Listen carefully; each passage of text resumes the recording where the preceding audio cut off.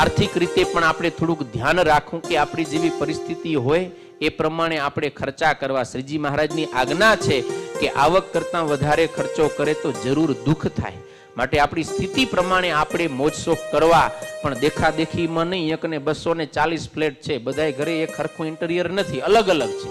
બધીની ગાડીઓ અહીંયા ઊભી રહેશે તો અલગ અલગ પ્રકારની રહેશે, લો લેવલથી કરીને હાઈ લેવલ સુધીની. તો કોઈની પણ આપણે હાઈ લેવલની લાઈફસ્ટાઈલ જોઈ અને આપણી પહોંચ નથી તો એનો ક્યારે વાદ ન લેવો, દેખાદેખી ન કરવી. એણે આમ કર્યું તો મને કરવું, એ આપણા પરિવારના સુખ ચેનને હણી નાખે છે. માટે આપણી સ્થિતિ પ્રમાણે આપણે ખર્ચો કરવો, ભોગ ભોગવવા, એ આપણે ધ્યાન રાખવું. અડકે પડકે ઘણા બધા પાડોશીઓ રહેતા હશે, કારણ કે એને 240 ફ્લેટ છે, બધાની અંદર રહેશે.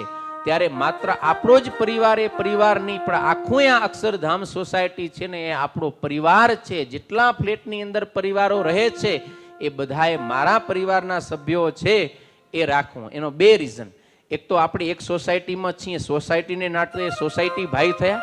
બાકી આપણે સત્સંગી છીએ બધા શ્રીજી મહારાજના, તો સત્સંગી ભાઈ થયા. અને ત્રીજું, લગભગ બધા આપણે એક જ સમાજના છીએ, કચ્છી લેવા પાટીદાર સમાજ.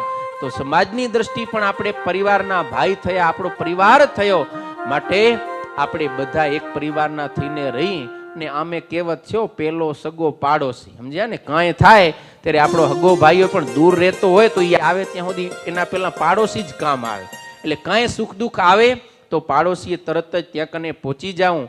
એવી રીતે રહેવું કે જેમ દૂધમાં સાકળ ભરી જાય ને એમ બધાને એક મેક થઈને રહેવું. ખબર ના પડી જોઈએ કે ભાઈ આ અલગ અલગ છે, ગામના ને અલગ જ્ઞાતિના ને અલગ અટકના, કાંઈ નહીં. અહીંયા અમે બધા અક્ષરબ્રહ્મ ધામની અંદર ભગવાનના મુક્ત છીએ. એવી ભાવનાથી આપણે રહેવું.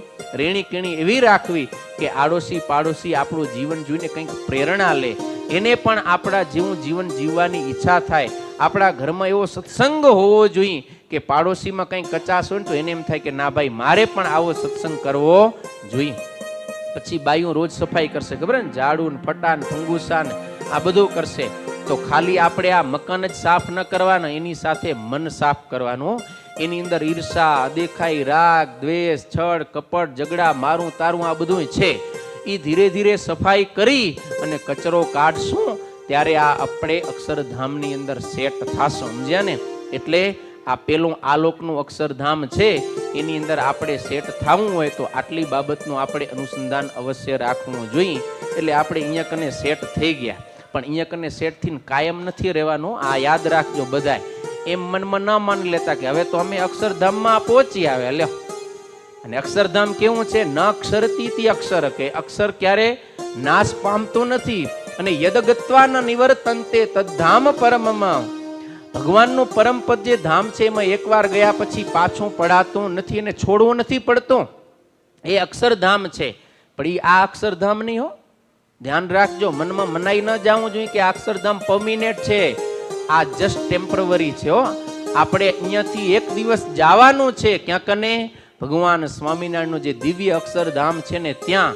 અને ત્યાં કને જવા માટેનો લક્ષ્ય રાખજો.